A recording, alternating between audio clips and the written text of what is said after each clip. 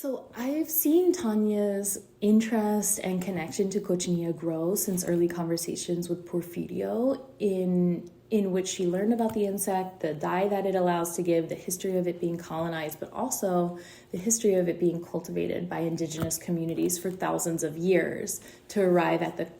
modern day cochineal that we know that produces such a large amount of dye,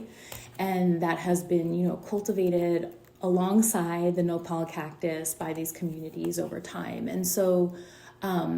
seeing Tanya kind of learn that history from Porfirio and then be side by side with him in cactus fields, like next to the cochineal, kind of learning through this embodied practice of walking and exploring, documenting, taking very careful notes and creating a map on her phone of places that she has been across Southern California and in Mexico where she's seen the cochineal growing on nopal cactus. So, going from this intellectual kind of learning about it to this very embodied practice of learning about it. And then, this deep respect that she holds for indigenous knowledges about this insect. And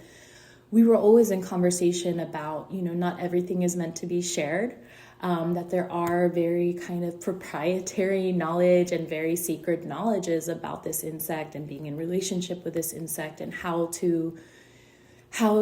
build that reciprocal relationship with it and the cacti in a way that don't harm the environment, don't end this insect's, community's lives, but, allow it to continue on. And so